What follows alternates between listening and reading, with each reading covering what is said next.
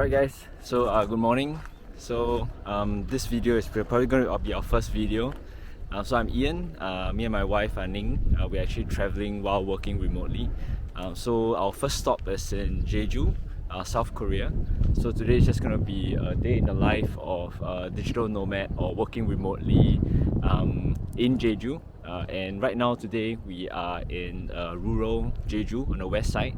So I just had breakfast in terms of like cereal and also coffee, my own drip coffee, so it's much cheaper. So typically I would prefer a lighter type of breakfast, but you know, like I think in Korea, from what I understand at least, is that they actually have rice and soup for breakfast. That's a little bit heavy for me, so I prefer like a lighter breakfast, maybe a couple of pieces of bread, or just getting like a cereal. So that's what I did for today. And later on for lunch, I'm gonna bring you guys out to my favorite spot, and we can have a look. So I'm actually curious, you know, like what do you guys normally have for breakfast wherever you are in the world? Is it, like, just comment down below what you normally have for breakfast and why. I would love to know more. This is the first time we are doing a video, so it's not going to be super polished. It's a learning experience. It's for us to document our journey together. We'll start off traveling in Jeju in Korea, but then next month we'll be in Chiang Mai, and after that we're looking to go into Europe and subsequently maybe Australia and New Zealand.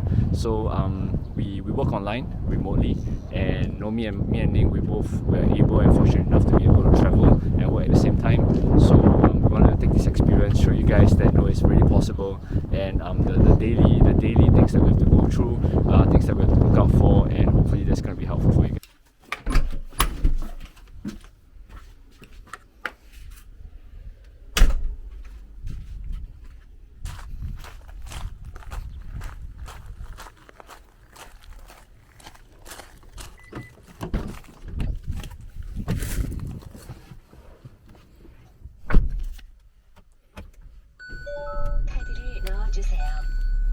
Okay, so now I'm going out for lunch. I'm going to my one of my favorite local noodle soup place.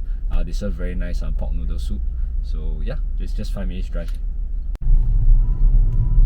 So the drive out is actually we're staying in considered a more rural place. So the drive out is pretty nice.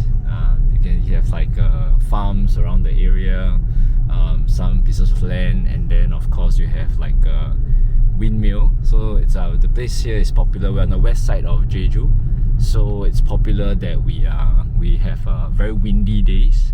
It's constantly windy, so that means that there's a lot of windmills around. I think in Jeju they are very focused on eco and green living.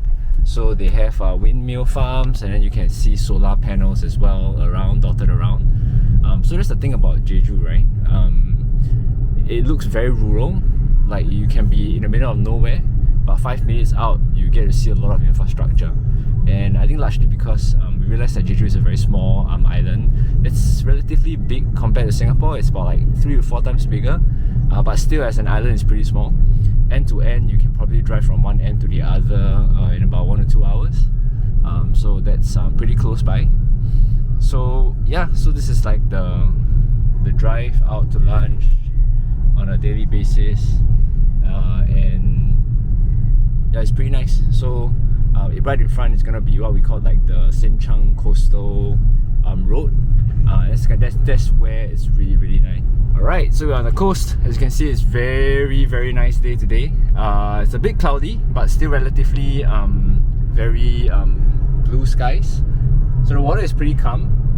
The water here is overall quite calm despite it being quite windy, to be honest. A lot of breakwaters. I think this is one of the more popular fishing places here in Jeju.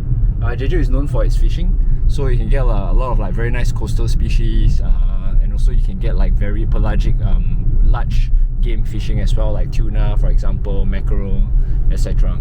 So you see like this whole road is just dotted with like little cafes, restaurants, little towns. Very quaint little place. That's why we love it here. We've been here for about 2 months. We stay here about like 1 month plus. 1 month. And yeah, we love it. We just love every moment of it. So we are heading now towards my favorite pork noodles soup stall. Alright, we're now turning into the stall. Looks like it's pretty crowded today, so you're gonna park on the other side. Let's head up.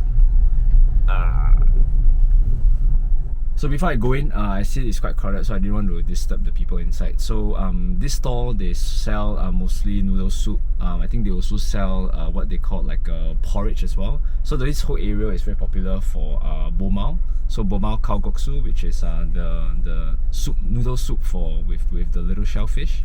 But they also sell it in porridge form, right? But what I like to eat is basically the gogi-goksu, right, which is pork noodle soup or meat noodle soup.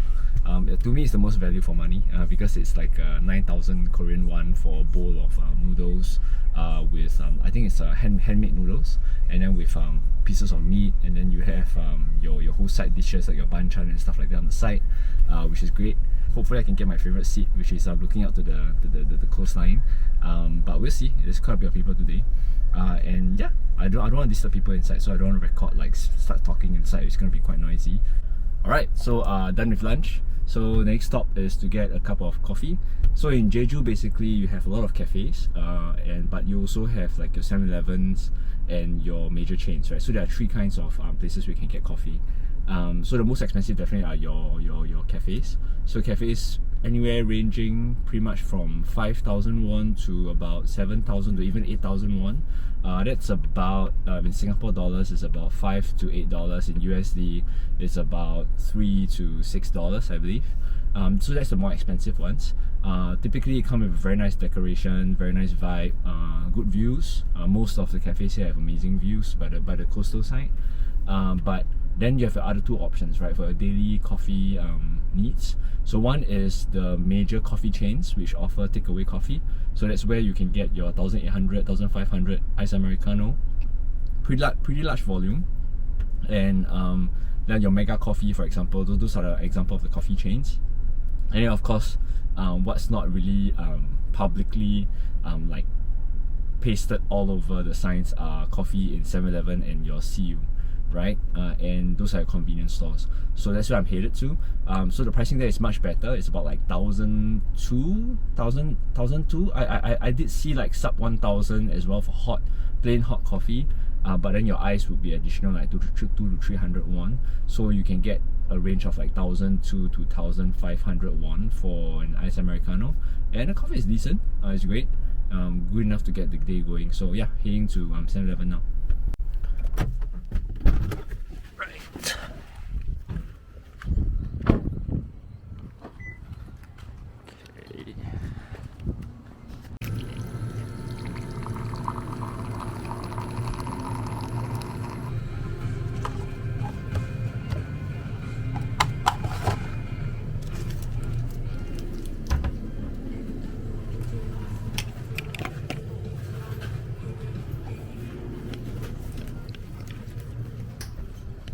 We just want to take a chance to just take a walk. So one thing nice about living in this area, which is the west coast of Jeju, is after lunch you can actually come out and have a walk, right? So on top of me right now you can see this. It's walking right under the windmill. But the view here is insane. Like the entire coastal side is just relatively calm water, and you know, when the weather is good, it's great. It is beautiful, and yeah, this I know during after work or in between work, it's great to just come out and just take a walk. And this is something that it's not very common that we have in Singapore, to be honest. So I'm just trying to cherish every time I'm out for lunch. Just take a cup of coffee, walk around, and yeah, there's a lot of wind, but it's nice. It's getting warmer, the weather as well, so which is quite cool. So you can see. So basically, you see the water is super clear. There's a huge wind, and it's a very comfortable breeze. You know, like at the end of the day, it's a pretty warm wind. The weather is great today, and sometimes you can see fishes jumping out of the water, and yeah, it's just relatively calm. So this entire coastal side is just full of windmill, which is what this place is known for. You can actually rent some electric bikes or just cycle around They're very well segmented type of like bicycle cycling lanes. It's all around Jeju, so you can just come in and cycle around the entire island. So basically the next thing is just go back to work for the rest of the afternoon, try to get some work cleared out. If the weather continues to be so nice, I'm thinking of doing a quick barbecue, which is great. So we'll see. So now back to work, and then after it's time to plan for dinner. So this is the house that we're staying at. We are in the west coast of Jeju, so very close to Sinchang Windmill Coastal Road. This is basically a little tiny house. It's the first time we're staying in a tiny house. We've always been wanting to do it. We rented a car. In terms, if you guys want to find out like how much it is to cost, how much does it cost to actually rent a car, rent accommodation, etc. Let us know. We'll probably create a video on that as well. So the tiny house is very comfortable. It's a loft. You have like your kitchen and your bathroom at the bottom, and then you have your sleeping area at the top. I will actually do a tour as well as we move out. We're gonna be moving out soon, so so we're gonna do a quick tour after we pack up and make the place really decent and nice. So as you can see, behind us is farmland, and basically this entire area is still considered rural. So we have like, I think they have like different grounds. These are all like empty land, either by state land or agricultural land. Beside us there is this homestay that is our neighbor. So there's a couple of different accommodations available in Jeju. So you have your hotels as well, resorts and stuff. But you also have Airbnb, which is a bit of a grey area, to be honest, in Korea. But lastly, you actually have your homestays, right? Homestays and guest houses. So those are the top typical generic ones that is available anywhere you go in the world. But in Jeju, or in Korea in particular, there is what we call pensions, right? So pensions are basically entire houses that are being rented for you to stay for short-term, long-term. It's a bit different. It's a very different category. I can share more as maybe I can go online to look for some of them. But the thing about in Jeju is that, or in Korea, is that a lot of these accommodation, they are not actually easily accessible on Google and in English. A lot of them, they actually revolve around their Korean social media network, which is called Naver, which is their blog, and basically that's where you can find all those different information, right? So I think we managed to find our accommodation on Airbnb, but we managed to have a kind of arrangement with the landlord, or with the person who leases us the place, to make it more formal, which is a little bit different from what we normally do on Airbnb, but we have to do it, to respect the regulations and stuff. But of course, if you really want to go through the whole experience, then you should probably, I highly recommend staying at a homestay, where you get to stay with the owners and get experience a full Korean way of traveling Jeju. So basically this is the typical homestay. I'll leave the link below. We've made friends with them. They're a very nice couple. It's called Stay Down, and they have a very nice house inside. The build quality is excellent. The interior design is amazing. I will probably show some pictures and show some video around there. And basically what they have is I think 2 bedrooms that is able to accommodate up to I think 4 to 6 people. So it's a very cozy place, to be honest. They have a very nice front yard. And yeah, there's a resident cat around as well. You can do barbecue, and you can see all the windmills around. So I think this is a very unique type of place to stay. So actually the weather is great, to be honest. So my plan is, if the wind stays down, because it tends to get a bit windy, I checked the forecast, it's gonna be not too windy today. So the thinking is that maybe if the weather stays clear, maybe later we can go shopping and we will start doing some outdoor barbecue, which is really the amazing experience. We tried it once, I'm gonna do it again.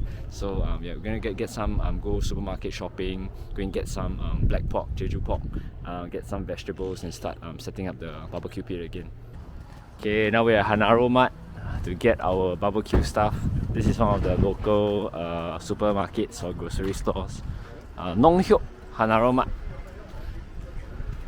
The sauna. There's a sauna here as well. You can bathe here. So you have fruits. When we first came, there's strawberries. Now it's out of season. You see, you got this baby grape. Expensive 这样小5块半。 5,600, 5,006. Maybe it's super sweet. Time to get some vegetables to wrap the meat around. Use my hands. Yeah. Actually no. Actually they have the kiap, but then anyway, these are their perilla leaves. This is how they keep it fresh. So wait, and then we're good. Alright, now we're gonna get the pork belly. No lah. Is it? Oh yeah, we got here right. Like 28 块. Yeah, sia, so this is贵. I think down here also have.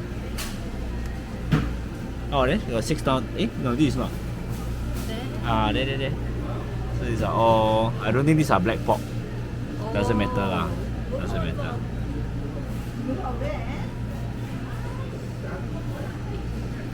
And they have like a abalone here. Wow, so big actually. And they're alive. Oh, very big eh. Wow.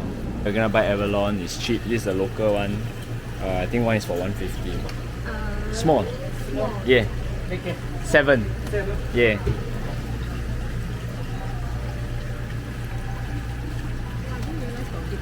You want big? No, I think small easier to cook. Yeah, small easier.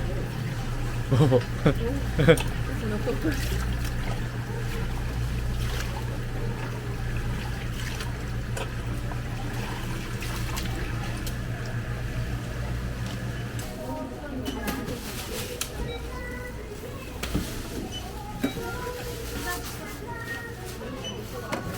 Okay, so the charcoal is set up. It's a cheat code because we have the flamethrower over there. So we have all the pork here. Everything's about like 45,000 won for like the charcoal, the grill, vegetables, abalone. Later you can see abalone later. Oh, the cat is here. So fast every time. Okay, we're gonna start grilling.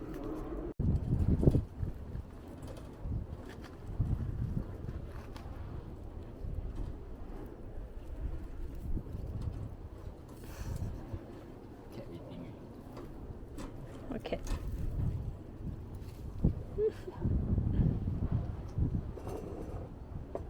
So I was wrong. I thought it was gonna be an easy climb, but it's quite hardcore. See the view behind. Because it's gonna rain, right? Actually, forecast is rain. Because it's gonna rain, the clouds are very low.